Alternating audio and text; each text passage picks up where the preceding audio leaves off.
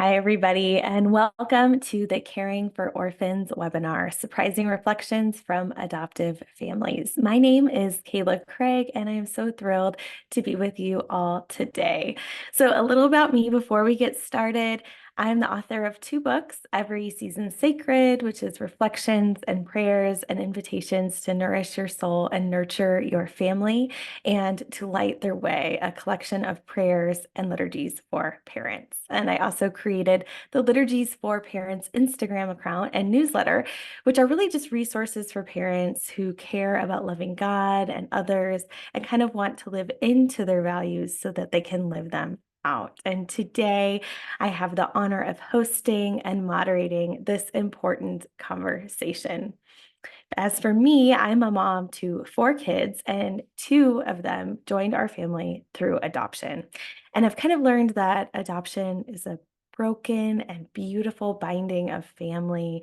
And there's kind of this both and involved, right? There's loss and there's separation of family, even as a new one is formed. We're gathering here to explore what it means to truly respond to the biblical call to care for the orphan and how we can integrate this mission into our daily lives. This webinar is brought to you by Faith to Action, an organization dedicated to providing educational resources for churches, Christian organizations, and individuals who wish to serve orphaned and vulnerable children around the world. So you may be familiar with James 1:27, which reminds us that pure and undefiled religion is to visit widows and orphans in their affliction. In fact, the term orphan appears more than 40 times in the Bible, emphasizing the importance of this calling. However, when many of us, me included, think about caring for orphans, we often default to 2 primary solutions: orphanages and adoption. But as we're going to explore today, there is so much more to consider in our approach to supporting orphan and vulnerable children. My own journey with adoption, particularly when my husband and I adopted our son Joseph from Nigeria, opened my eyes to broader systemic injustices that many vulnerable children face. I lived in Nigeria for months and I witnessed the complex realities that families and children were facing. During that time, I saw firsthand that many children in the orphanages actually still had at least one living parent. This troubled me and sparked significant questions about the broader picture of orphan care. I started to wonder, what more can we do? What more can be done to come alongside families so they can be equipped and supported to stay together when possible? How can we address the root that causes children to be placed in orphanages in the first place? I witnessed the heart-wrenching decisions that parents had to make due to extreme poverty, lack of access to education, and inadequate health care. It became clear to me that true orphan care involves addressing these systemic issues and providing holistic support for families. This experience changed me and made me realize that while adoption can be a beautiful way to form a family, and it can be needed and necessary, like in my son's case, it is not the only solution. In fact, it should not be the first or only option considered. This journey has led me to advocate for a more comprehensive approach to orphan care, one that prioritizes family preservation and empowerment. I started asking questions like, how can we work toward healing and flourishing for all children in a faith-rooted way that is sustainable and ethical? How can we, as a global Christian community, come alongside families to provide the support they need to thrive together? Today, we're going to be tackling some crucial questions like, what are the biggest misconceptions that people have about adoption and orphanages? And are orphanages truly a good solution, or do they fall short of providing the care that children need?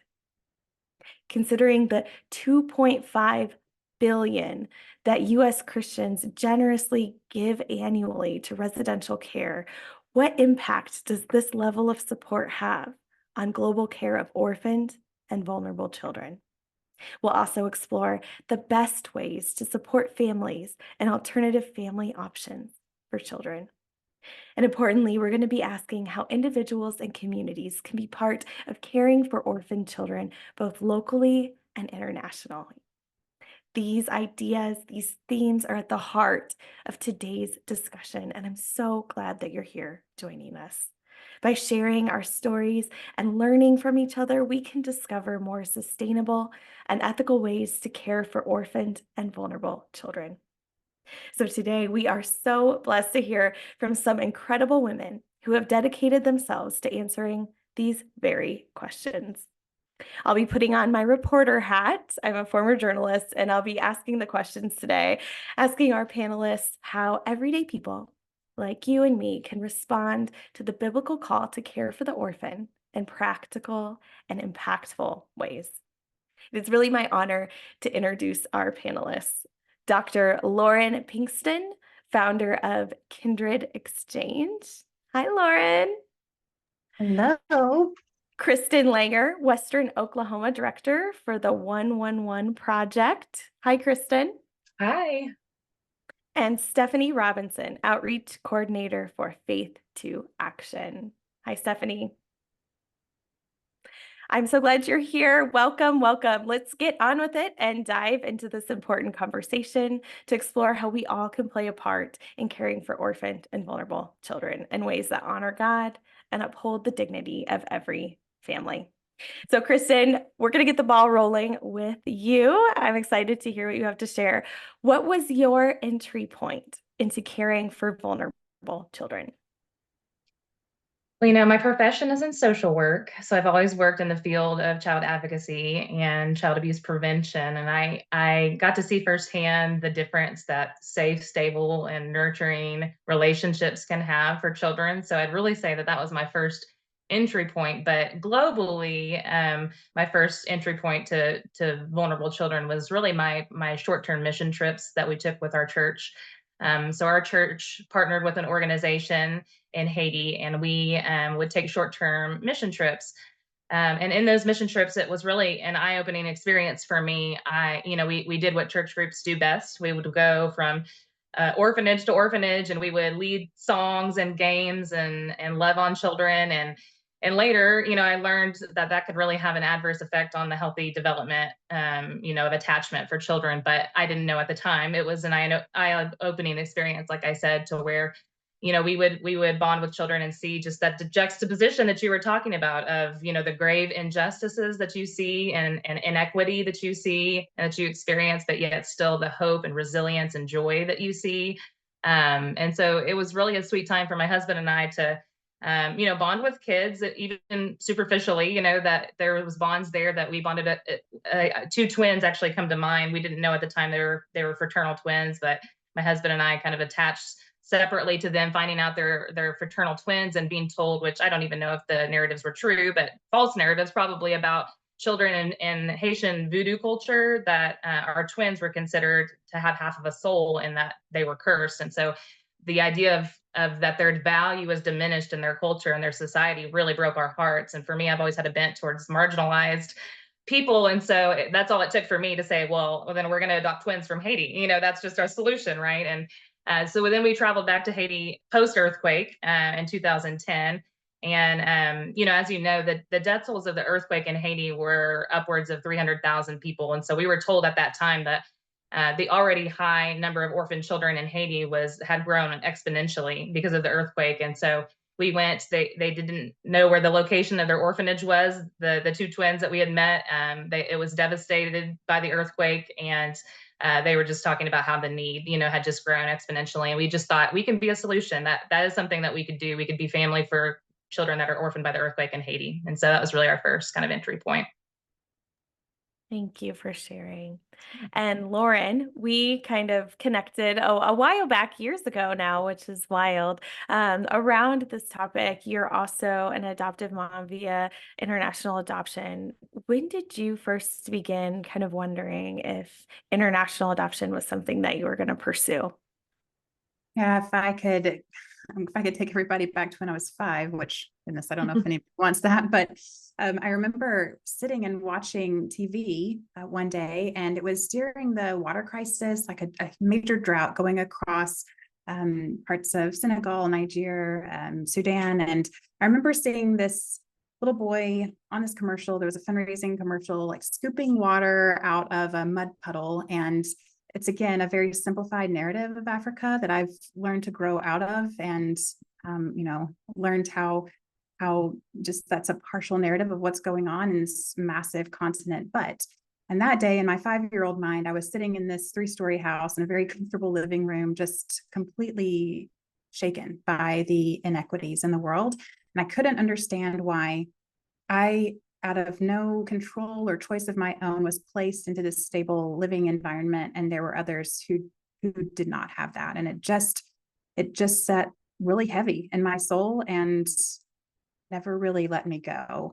And through the years of working through some good theology, some poor theology, we can talk about that at another time. But I, realized that my husband and I, in our 20s, we definitely had space in our hearts and in our home to open that up to kids who were in vulnerable positions. So I first applied for domestic adoption in South Carolina, but we quickly got pregnant with our first biological child. So we were denied. And then after she was born, we were on our way to a long-term commitment in Southeast Asia. So it was international adoption for us. And that was kind of where our journey started.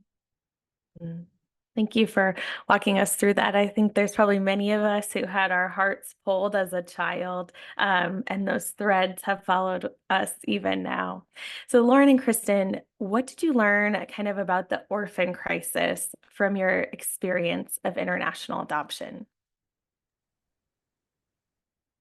There was honestly so much that we learned through the process. I actually, my experience was twofold. I had a personal experience as our family was pursuing an adoption, but I was also professionally working for an international adoption service provider, so an adoption agency, placing children from India and China at the time. And so through my experience, professionally and personally, I did a lot of adoption training. I did a lot of adoption education. Prior to that, really all we knew, we were pretty ignorant to the orphan crisis. All we knew was the statistics that we heard about 145 million orphans worldwide. We had no idea what the complexities inside that number were. And so we really were just taking anecdotal evidence of, the Christian leaders that we were hearing from, a lot of just church leaders and missionaries, and just those anecdotes, was really all we were basing our knowledge of the orphan crisis on. But through our adoption training and education, through that process, we learned so much about how, you see the beauty of the story of children coming home into family and acquiring that new family, but you oftentimes don't see the brokenness and the loss and the grief that comes with that. So, the homecoming videos, while, they were kind of coveted, right, experiences for people that they thought, oh, how beautiful, like we want to be part of something like that. We just had no idea just how much, separation and trauma that there was of that. And we also just had no idea how the impacts that institutionalization would have on children, on their brain development. Just learned a lot about the neuroscience of trauma through that process. We learned a lot about, being an interracial family. We learned a lot about just cultural humility, and what it's like to blend a family cross-racially. And so during that time, we learned a ton about that as well. And then just in general, I had a lot of paradigm shifts just about my views of poverty and what poverty is. I think growing up in a Western, society, and our culture is highly materialistic, and so poverty was very material. It's about material need, and a lack of material resources. And I just learned that there's so much more socially, psychologically, emotionally to poverty. And so really, for me, even as a social worker, I started making a shift at that point of my views on poverty. So I'd say those are kind of the three probably most important shifts that were made through our adoption process, just for us internally. Thanks, Kristin. What about you, Lauren?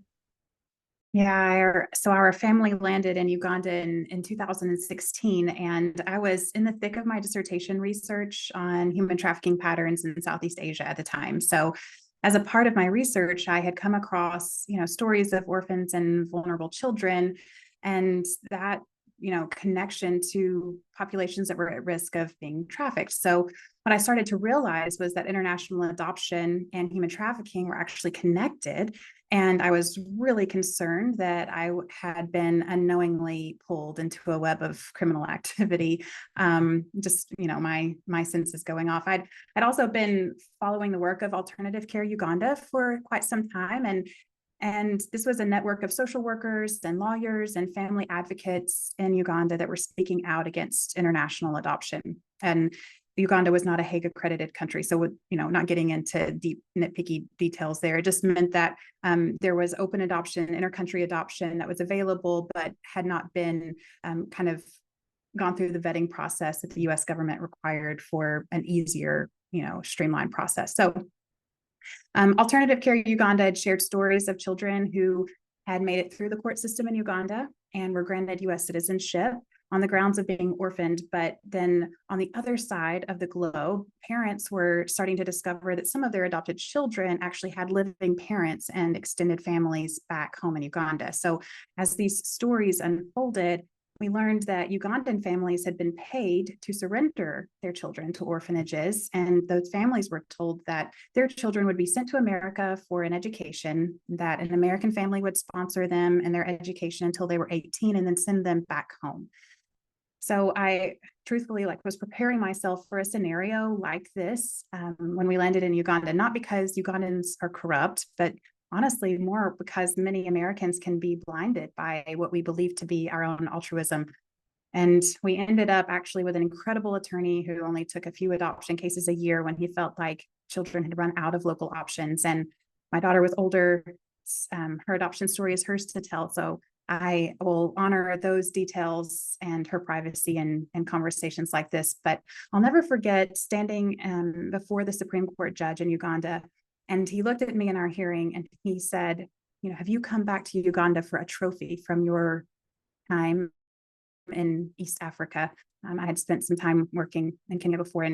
And a few days later, I'm walking down the street with both of our girls now. So we had been granted guardianship. So we had both of our daughters there. And someone walked by me and yelled, "Traffickers," in my face. And I was just so humbled in a lot of ways. I'm a social psychologist, so I'm constantly analyzing human thought and behavior all day, every day. And I realized during those months in Uganda that while our intentions may have been noble, and while a child in our care was surely in great need, we were stepping into an issue, making some things better and also making some things worse. And as Kristin was talking about those homecoming videos that so many of us, have seen, the day that we brought our daughter home was not like those videos that I had watched online. It was actually a day of great loss and of grief. And a little girl was gaining a family, but she was also losing her social network of caregivers and her state language and her national culture and her racial mirrors. And, we've never asked her to call us mom and dad. And over the last 8 years have left the ball in her court to adopt us as we've adopted her. And all I can say is that our days continue to be filled with incredible joy. She just made some of the best chocolate chip cookies I have ever eaten. I was like, please get a recipe card and write that down before we lose it. And just we're in awe of the power of love and attachment, and also just great pain that we hold as, love and attachment has been lost across the globe. Yeah, I'm constantly holding that both and being in that tension. And I want to turn it over to Stephanie, because Stephanie, I know your experience has been a bit different. Can you share how you first came to reconsider what it means to care for the orphan? Yeah, sure. Well, I first visited Haiti on a 3-month short-term mission trip with Youth with a Mission. And our first month, we ended up serving an orphanage run by a local Haitian pastor. And it was awesome. It was so fun. And it really brought out things in both myself and my husband that made us feel a much larger call to the nation of Haiti. And we returned to our sending church with stories of the children and how quickly we bonded with them. And we began raising money for them and for us to move full-time to Haiti. And so we actually lived in Haiti for a little over 10 years. And the first 4 of those years, I worked at the orphanage there. And initially, I was just so excited. I did everything with these children. I helped them get ready for school in the mornings, and I helped them with their homework. And then I would stay for dinner and prayer time after dinner, and I would hold them when they were sick or scared.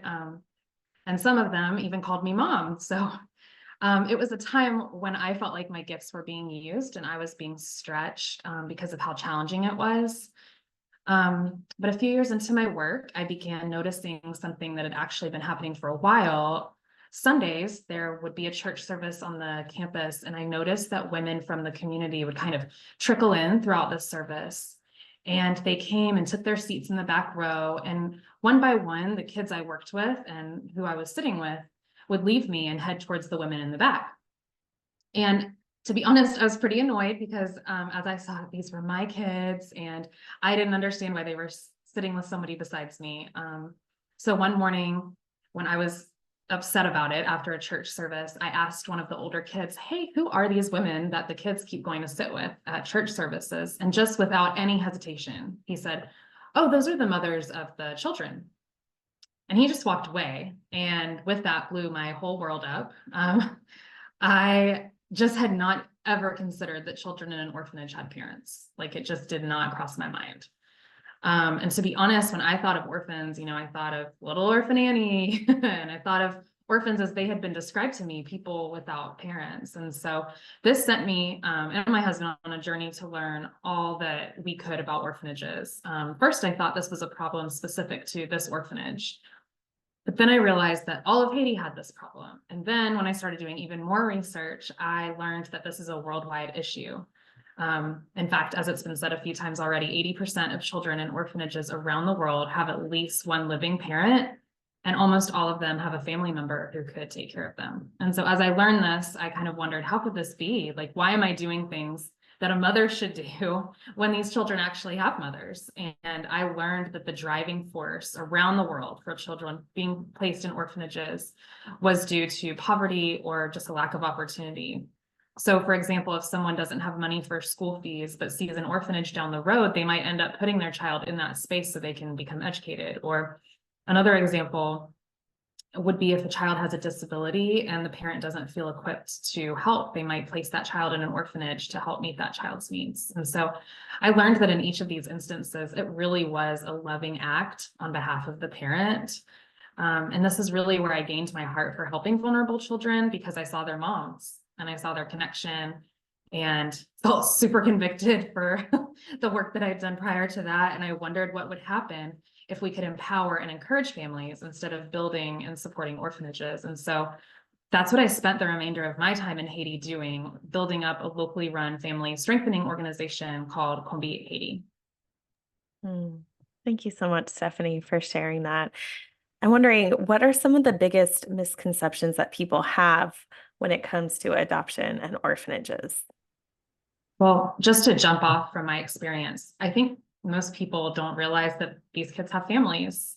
We hear that there are hundreds of millions of orphans, but that huge number is actually misleading. UNICEF defines an orphan as a child who has lost at least one parent. However, when we think of an orphan, we think of someone without parents at all. And in fact, that global orphan number is much smaller. It's only 15 million children who have lost both parents.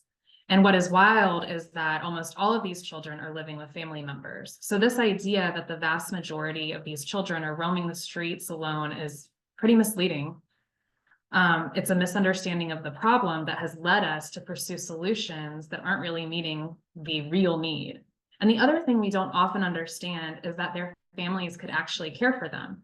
We tend to assume that if children in orphanages have families, their families must be terrible. And that just is not what I've experienced. Yeah, I'll jump on to what Stephanie's saying, because it's so true that we miss out on so many opportunities to humanize parents in social circles that are different than ours. There's something mystical that happens across the globe, and for a lot of us, it's even mystical what happens across socioeconomic lines and within the United States or within our country of origin. So when we aren't walking alongside a diverse network of people in our everyday lives, we tend to write our own narratives about people. And for those who are marginalized, those narratives often coincide with assumptions of intellectual incompetence or parental neglect, or even character flaws like laziness or selfishness. And if I can take us back to our time in Uganda, I think of a morning when I was drinking my coffee on the front porch of our guest house, and my 2-year-old at the time was learning how to run. She went from crawling to running, and she had just been playing in the backyard. So when I called to her, she came running around to me, and she was covered in soot from the ashes from the outdoor kitchen. And the day before, she had run into a brick wall, and she had scratches and a huge bump still on her face. Her hair was still she still had bedhead because it was morning. We weren't going anywhere, and her clothes had holes in them because I'm not going to put her in her nicest clothes to go play outside anyways. And I took a picture of her because I was like, oh, this is so funny. And I looked at that picture, and she had these really sad eyes in the picture because she was afraid she was going to get in trouble. And it just struck me that this is the exact picture that I have taken of children who were not my own when I was on short-term stays in other places. And I wrote an entire narrative about these children in my mind. And then I carried those narratives back to my churches. And I told people how poor these kids were and how neglected they were. And my child, I use this picture often in ethical storytelling trainings because, this same exact narrative would have been written about my child. And without telling people it's my daughter, I ask, people to say what do you see in this child? And I just think how unfair that is, that we take out our cameras, we snap a photo of a child in their most childlike state, playing outside, running around, doing the exact same things our kids do in our backyards at home. And just to further crystallize a narrative that others, their parents. So when I do this, I've done, many times as a confession, I'm choosing to elevate my social location and my ability to care for kids while stripping the humanity from a fellow mother or a father. So I think this is the misconception we hold around the parents of vulnerable kids, that somehow a child would be better off in a home of a stranger than in the arms of their parents who deserve to be better resourced. So like I've said before, I work in the human trafficking space, so I know that there are a lot of bad guys out there. But the truth is that most of the marginalized people I've worked with were the victims of childhood vulnerabilities themselves. And that was born out of the vulnerabilities of their parents and their parents before them. So if we want to address the crisis of orphans and vulnerable children, we have to start by stopping this hemorrhage of generational trauma and poverty in families. I can actually attest to that. That's true locally in our child welfare system. Over 75% of children that are removed on the basis of abuse and neglect, it's poverty related reasons. It's trauma related reasons, right? Substance abuse or mental health from trauma. And so that's the case. It's the case for children here locally and globally. So there's really no exception. But I agree. I'm with Stephanie in that I just assumed orphanages were a last resort, that all familial options had been exhausted and all other options for children had been exhausted, not realizing that there were options that could support biological families. I agree with Lauren that, perceptions of birth families and biological families and just the stigma there that we perpetuate oftentimes. But I think not just with the family, the birth family, but also with the children themselves, the perception that they're better off, right? They're better off in the arms of a family that were strangers to them, to begin with, is really, I think, rooted in again, I go back to our materialistic culture, right? Of that material poverty, that material need. And when people see that, they think, oh, if they don't have their basic needs met, then they'd be better off, or they could have their basic needs met. And I personally, was confronted with that because we received some criticism about our adoption and pursuing an international adoption over a local, domestic adoption, because we would say, we would hear people say, there's children here in our own backyard that have that need for family. And I would say, usually the over spiritual answer of, well, this is what God's called our family to, and he's writing our story. We're just trying to be obedient to that. But in my heart, I think I really did feel like, well, no, I know that at least in the United States in the child welfare system, there's security and safety, and there's a system there to protect kids, and they're going to have their basic needs met. Most of the time, they're also going to be in family-based care, whether that be foster care or something else. And so I knew that there were needs that were met through our system of child welfare that were not being met in orphanages and institutions, worldwide. And so I really thought I'm going to do the most good with the resources that I've been given. And I felt like, okay, well, that means that if there are kids that don't have those needs met, then I can meet those needs. Then that's what we're going to do. But that's really where that needs-based thinking of I'm going to meet that need is where a lot of this savior complex, a lot of this, like, we're coming in to rescue these children. We get comments all the time about, like, in well-meaning, well-intended, to affirm us, to say, bless your hearts, you've done such a good thing, and we usually try to redirect those comments to say, well, we really are better off, right? The implication is that they're better off, but we're really better off for having them in our family, and try to redirect it in that way. But also, if the opportunity presents itself to explain that, while they gained family and friends and material resources and opportunities, they also simultaneously lost the things that Lauren said, their language, their attachments, their friends, their first family. So the simultaneous loss of that, right? There's a cost benefit analysis that's like, it's hard to reconcile.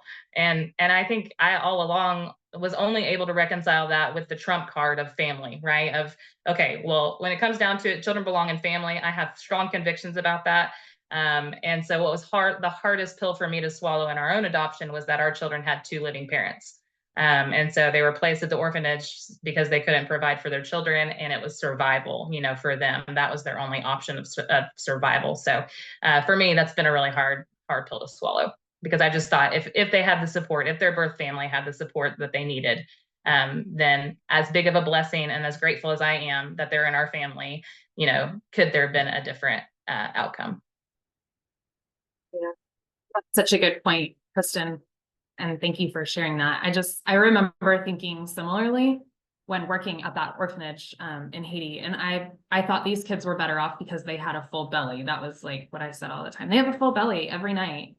But what you're saying is true. Family is the most important thing, and we can support families so they can have a full belly at home. It doesn't have to be an either or situation. That's a good point, Stephanie. So I want to ask you all, outside of adoption, orphanages are a common way that people try to support orphaned and vulnerable children, but are they a good solution? And if not, why not? I'll jump in here and just say that, like any other parent, I've played out the scenario. Maybe this is just the way my brain works, but we care deeply about the outcome of our children. And so I've played out the scenario in my mind of what would happen if my kids, our four children, if their dad and I were killed in an accident at the same time. Anytime we're on a plane together, just the two of us, I'm definitely playing out this scenario. And we have a living will. And that living will does not include institutionalization for our children in that scenario. And, with that, I'll say that it feels really unfair for well-resourced individuals to make collective decisions about under-resourced people's children, especially if the outcomes are different for their kids than what we would expect for our own. We've decided in the United States that children deserve families, and we can talk for days about the shortcomings of our foster care system, and but we've still refused orphanages for the children in our own culture. And cultural differences don't stretch that far across the continuum of humanity. Children everywhere deserve families. Yeah, what Lauren is saying is right. And while the supporting orphanages have the best of intentions, I often wonder how they would feel if they were unable to take care of their child and someone opted to place their child in an orphanage. Would that be anyone's first or second or third choice? Research reveals that living in an orphanage, especially for a long time or at a young age, has really negative impacts on a child's physical, intellectual, and socio-emotional development. For example, one study found that for every 3 months in an institution, a child loses 1 month of development.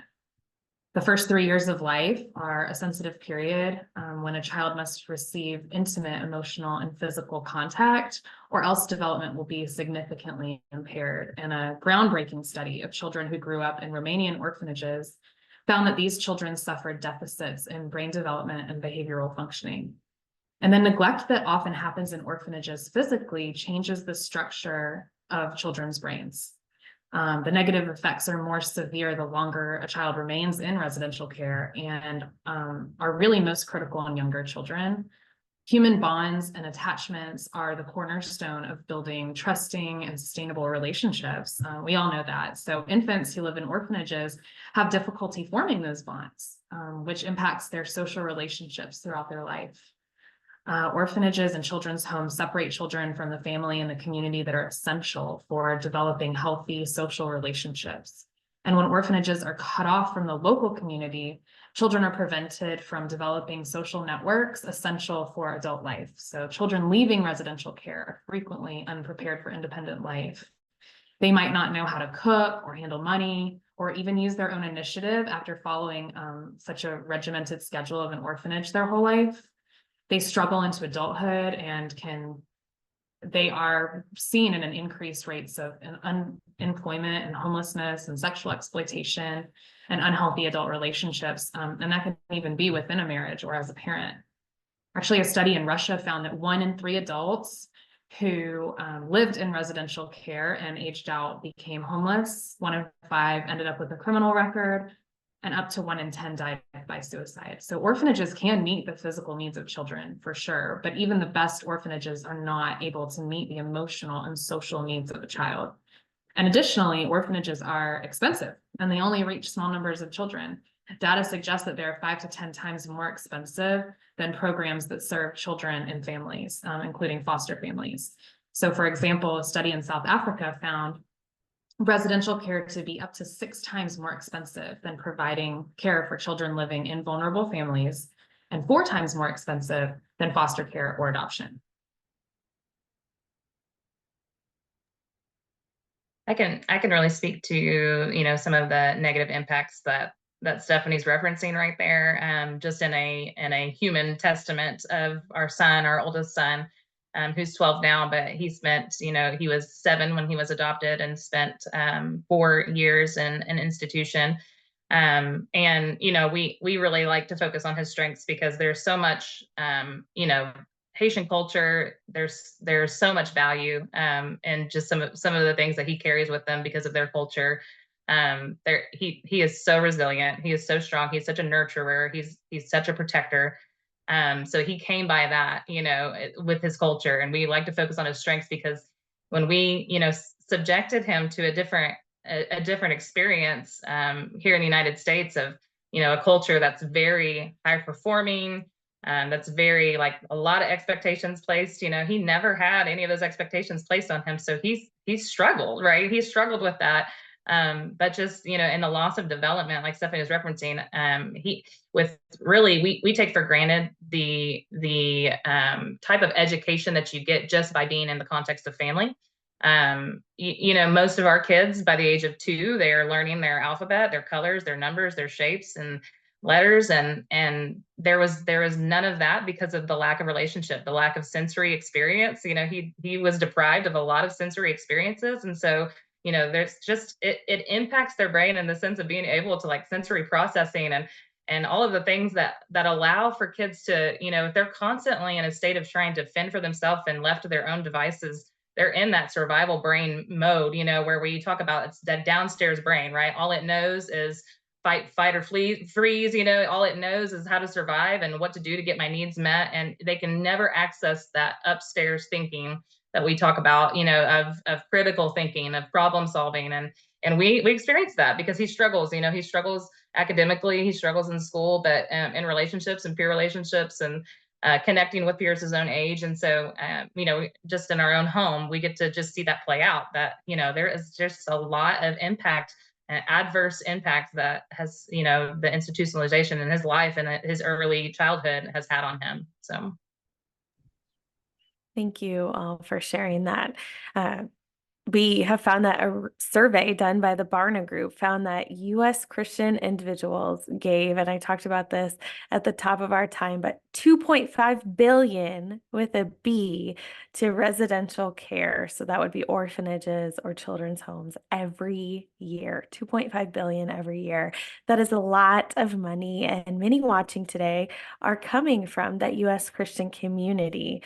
So I want to ask, what do you think the level of support means for the global care of orphans and vulnerable children?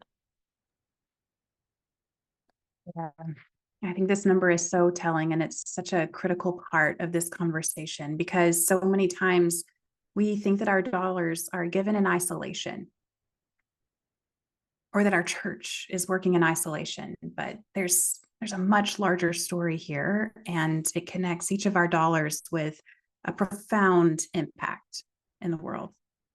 When money is injected into dire circumstances, humans will respond in human ways, and survival instincts will drive self-preservation. And people will learn how to adjust stories to tickle the ears of donors. It's what we all do. And I am saying this, and I sit in a unique seat, I realize, with deep social connections across the globe because of the nature of my work and my life story. But just in the last week, I have received 4 unique requests for financial support from friends in Uganda and in Laos and in Thailand. And they live in countries where there's not free education for their kids, and they want their kids to be educated. And I'm even sitting here in this conversation today reflecting on how my individual choices are adding to a collective story of where money is moving and how it's moving. And it's a call to action for me too, to kind of step back and remember that my actions as an individual lead to a collective impact. And so when I talk about this in cross-cultural trainings, I ask people to think about how they feel if they're running a business or a nonprofit, and an investor or a big donor is inviting them to have a conversation about their work. And like, we get so excited, right? Like, this person, if I do a good job of telling the story of my work, then this person is going to solve the financial issues that we have that are going to allow us to move and grow and develop. We're human too, and we fall prey to the temptation to attract donors to the things that we care about. And parents across the world care about their kids. And so we have to realize like our role in that. And just like we would feel with a big donor coming to listen to the plights of our heart, realize that that's the role sometimes that we play when we're in a social connection with a vulnerable family as well. That's so good. Challenging. I'm even thinking about people in Haiti and education requests. Also, a story that I was thinking of was a story I've shared with you before, Lauren, but I shared it with my friend David, but he grew up in Haiti, and he shared about the stigmatization he faced being in a boarding school with frequent visitors. So he learned this song in English that he taught me, and it's basically like, "I'm so glad to see you today. Welcome, welcome." But he didn't know what it meant. No one taught him the words to this, like nobody explained this is what this means in English. But the school director told him, the white people represent Jesus and you need to sing for them. And so our visits and our financial support, they really uphold systems that can contribute to the stigmatization of children that carry this kind of stuff into adulthood. And it doesn't just impact the way they view themselves, which is huge as it is, but also really can impact the way they view God, their role in the world. And I think we all think we're like doing the right thing by giving to help children and institutions, but there are ways we can invest in families that protect children and cost less over the long haul. And I also want to say this, that 2.5 billion also shows the incredible generosity of US Christians. I was just on an interview the other day, and the interviewer said, "Why should we care?" And I actually said, Christians do care. We do care. $2.5 billion is not a small amount, and that is just from individuals. So we do care. It's just about seeing where we can funnel that generosity to be redirected to empower families or find alternative families and make an even bigger impact. So Christians are key in this work of shifting support to see children and families. Yeah, I appreciate that, Stephanie. And in that shifting of support, international adoption is becoming less and less of an option for kids, with only 1,500 children adopted through intercountry adoption by American families in 2022. And while, as we've discussed, is certainly one way a child can experience the love of family, I'm wondering, what are the options for the millions of children that are separated from family and are not going to get adopted? What are other family solutions for orphaned and vulnerable children? And what about the children who don't have any family truly, or perhaps their family isn't safe or has abused them? I love this question because this was the question that I wrestled with so much in Haiti when we were kind of transitioning out of supporting the orphanage and starting Home B. I've come to learn that there are so many ways to encourage and strengthen families that are at risk of separation to be able to properly care for their children. But if a child's birth family isn't a safe place, we can also support alternative family care programs like foster care, domestic adoption, international adoption, and relative care, which is also called kinship care, to provide those family-based care options for children within their own communities. Strengthening these families reduces the risk of children being placed in orphanages, including things like what Lauren was talking about earlier, just access to education, access to healthcare, after-school programs, mentoring, spiritual support, parenting classes, so much more. One family strengthening story that comes to mind is a few years into our after-school program in Haiti, we met a single mom. We got to know her and her children. They attended a lot of our programs. And one day she just stopped coming around as often. And we were able to do a home visit. And during this home visit, we learned that this mother was selling a piece of furniture in her small home a year to help send her child to school. And that particular year, she did not have any furniture left in her entire home. And so she was feeling the pressure of how am I, like, this system worked for me until right now. I don't have any more furniture. And so our staff was able to come around this mom, help her get a job, provide, and then we also had a sponsor that took care of her child's school fees. And those little actions helped this family stay together instead of her mother feeling like she'd need to take her child to an orphanage without any other options. So supporting families and alternative family options for children is the solution. Then what are some of the best ways that we can do that? I would just say, proximity is everything. That supporting those that are most proximate. So when you really think about kids, they have a longing to know where they came from, to a bond and an attachment, whether their caregivers are not safe or safe, they still feel that initial bond, right? And then from there, it's their extended family, right? Their social network. Think about the attachments that they have in their schools and with teachers and coaches, and so those that are closest to kids, right? And so I would just say that really we again, I go back to, we say that there's a material crisis, and there is a material crisis, right? But there's an even greater relational crisis. Like, people are socially isolated. There's ways that we have to be able to make social connections so that people don't feel lonely. In scripture, it talks about that God places the lonely in families in Psalm 68. And I think that that's just such an illustration of family is plan A, right? Family is God's solution and the first plan, right? And so there's always going to be brokenness. There's always going to be sin. There's always going to be family breakdown from it, right? But what happens whenever you're in crisis, right?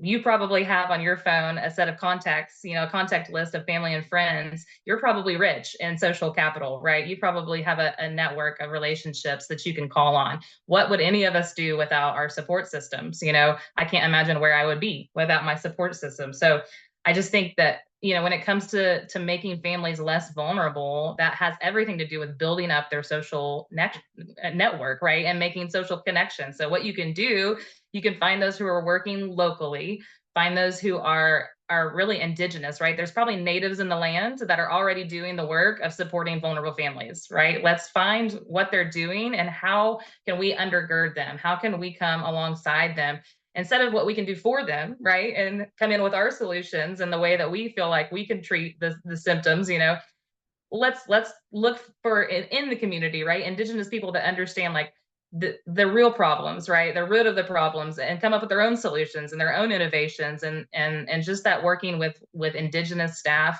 that are local and that have the ability to make social connections for people in their local community, so kids can stay in their local community. I just think is invaluable. So if you don't have proximity, then support the organizations that have staff that do, right? Look for those organizations.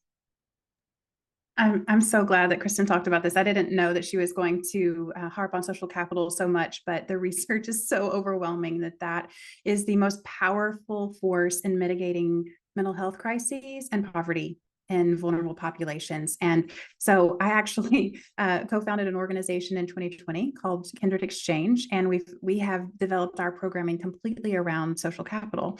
And so what we are looking at is how do we expand the networks of people who are in vulnerable positions to, do this kind of knowledge sharing and relationship sharing across the globe. So real quickly, kind of what we do, I'll give an example of a program we have going right now. So we've paired a construction nonprofit in Missouri with a construction for-profit company, in Missouri, with a construction nonprofit in Uganda. And the nonprofit in Uganda is, I say flipping homes, it's probably not the right term, but they're going into government housing that is the government is threatening to shut down because of asbestos in their roofing. And they are flipping these houses, completely renovating them for like $6,500 top to bottom. It's an incredible work that's going on from someone who's lived there for a long time, and all led by Indigenous leaders. And we have paired 3 of their staff with 3 staff from this construction company in Missouri. So we've partnered them up one-to-one in relationships. They talk every few days over WhatsApp. Every month they get together in cohorts and talk about different prompts that we're discussing. The group from Missouri is going to Uganda in October to meet them in person. And then 6 months later, if it will probably be more now with the timeline of trying to secure J1 visas, but we'll bring the Ugandan staff to the headquarters of the company in Missouri and let them see how they're running things. And so through these vocation-based cohorts, we're looking to expand social networks that will just kind of multiply resources around the world. I just have goosebumps thinking about that, Lauren. That's so neat. So I know all of you are currently active and advocating and serving vulnerable children. And we don't have too much time to jump into everything that you're doing, but I'd love to hear what you are working on today.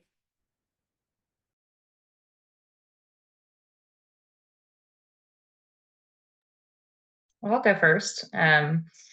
So I'm working with an organization called 111 Project, and we are a faith-based organization. So we really exist to mobilize local churches to engage in the space of foster care, adoption, child welfare, and I always call it a continuum of care, right? So before, during, after foster care. So that goes all the way from prevention and preventing families by strengthening families and supporting families before they're at the point of crisis and need for intervention, to supporting and wrapping around foster families, to helping kids reunify with their families and family restoration. There's support that's needed all along that continuum. And really that spectrum, I got to see that firsthand, again, from working in the field of child welfare, that it's characterized by not enough, right? There's always not enough resources, not enough families, not enough support.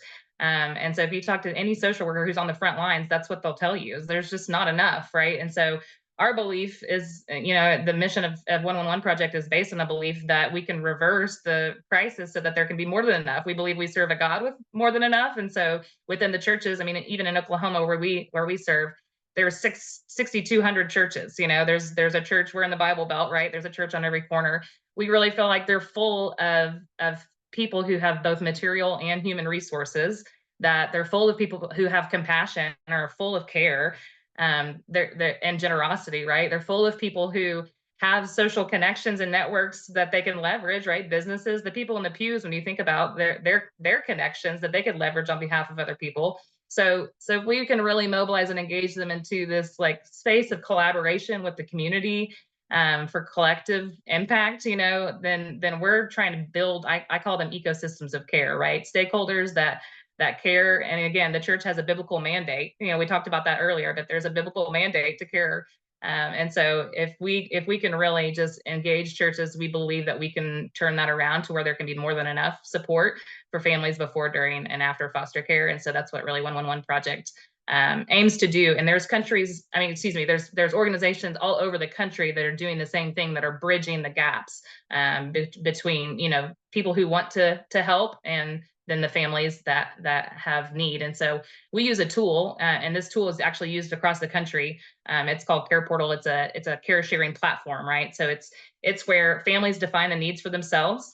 So nobody's defining the needs for a family. The family is defining the needs for themselves. And then as child serving professional, a caseworker, a social worker, or manager is advocating for that family by putting requests, that they've defined as their need onto Care Portal. And then that means that from that point, that people have the opportunity in real time to serve that family and wrap around that family. So we use Care Portal as that easy on-ramp that everyone can do something. And there's probably a way that you could support a family. So Care Portal is just a great way and a great tool for us to use to engage churches into that space.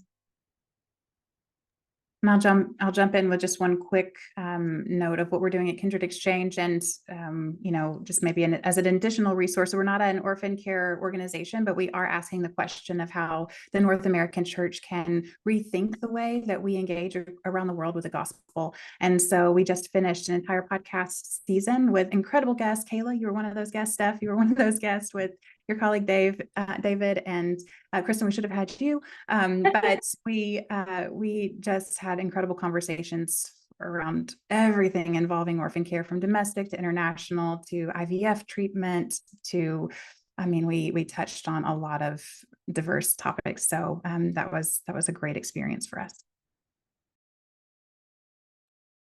That podcast. And I get to work every day to help people understand the value and importance of family-based care through my job with Faith to Action. We focus on providing free education, and we want to do it with excellence. So we have tons of published resources, online training, presentations, and we really are just here to connect and talk with people.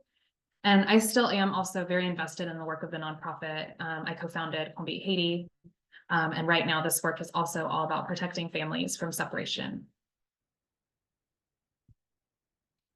Thank you so much. I love hearing all of that. And now I want to know how all of us can be part of joining you in caring for orphan children, both locally and internationally. So locally, I usually direct people to Safe Families, a program called Safe Families, or to CASA. We see a lot of, I would say the majority of people who are youth that are trafficked in the United States are actually trafficked out of the foster care system, or those who have interacted with the foster care system. And globally, I can name a few organizations that I trust. Obviously, Combit Haiti is one of those, and Faith to Action is another.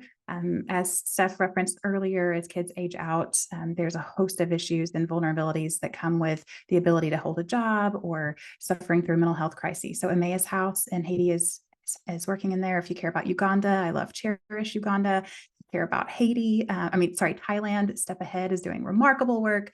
And then would love to talk with anyone about Kindred Exchange as well. Yeah. And just some other action points. First, you can just simply fund organizations, like Lauren mentioned, that help families stay together.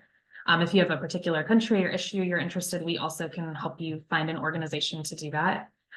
Second, you can support or choose to go on short-term mission trips that support families instead of orphanages. In fact, visits to orphanages really can cause quite a bit of harm. And some of the ways this causes harm are through child and caregiver attachment issues. But our mission trips really can instead be something that encourage local communities and ministries who are strengthening families. And a lot of churches and ministries are making this shift. And finally, and perhaps most importantly, please share with others what you learned today. Faith to Action has so many ways to share the family care message, and I would love to help you with that. We will be sending out an email in the coming days, and you can just write me back to be in touch.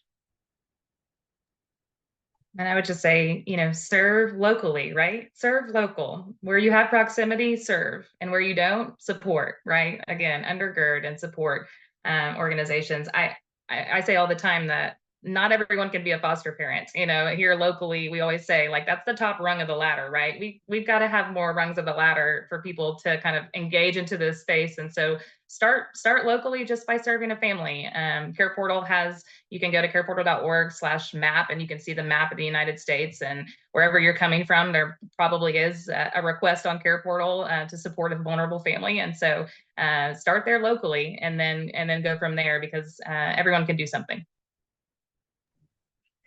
Thank you so much for sharing your experiences today. As we come to the end of this really interesting, enlightening, and heartfelt conversation, I want to thank each of our panelists for their wisdom, their experiences, and their insight. Dr. Lauren Pinkston, Kristin Langrehr, and Stephanie Robinson, your dedication and your passion for the care of orphaned and vulnerable children is really inspiring. So we have covered a lot of ground today, from understanding the misconceptions surrounding adoption and orphanages to exploring more sustainable and ethical ways to support children and their families. We have covered so much ground, from the importance of family preservation, the impact of financial support from the Christian community, and the critical need for holistic and creative solutions to ensure the flourishing of every child and every family. I hope we will all leave with a bigger picture of what we can do, both on an individual level and in our churches and community organizations, to care for vulnerable children and honor families. We have just been given so much to think about and reflect on. We have action points. There's so much goodness to hold, and I hope that this is only the beginning of many conversations and more listening to.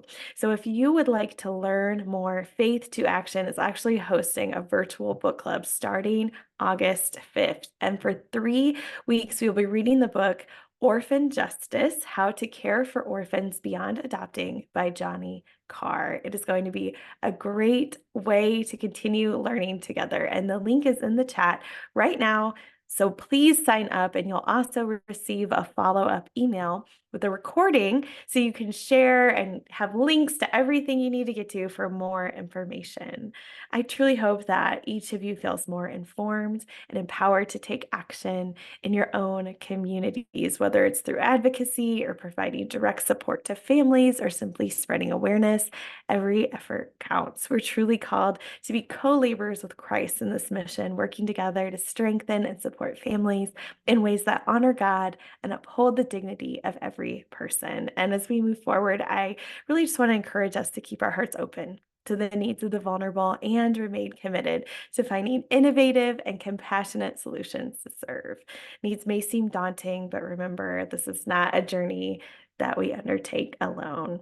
And to close, I'm a writer of prayers. I would love to pray for us. This prayer is adapted from some prayers and liturgies in my books.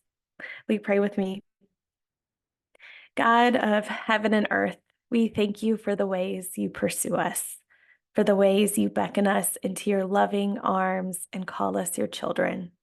Strengthen our commitments to you and to our local and global communities, especially in the moments when we groan under the weight of the world. You are our sustainer and our Father. Help us to live in the light of your love. If we shout, may we shout good news to the poor. If we fight, may we fight injustice. If we push, may we push open doors toward freedom. If we wrestle, may we wrestle with you. If we break, may we break the chains of captivity. If we defend, may we defend the vulnerable. If we tear down, may we tear down walls that divide. We ask you to be near the vulnerable, opening our hearts and minds to creative ways we can work together toward the flourishing of all. Help us to co-labor with Christ, supporting and strengthening families in ways that reflect your compassion. Spirit, guide us in finding sustainable and ethical solutions that uphold the dignity of every person. In you, family includes bloodlines and goes beyond it too. In our shortcomings, help us humble ourselves to listen. And Lord, may we go out and live into your redemptive truth and resurrection power everywhere we go. We trust you and thank you for your never-ending mercies.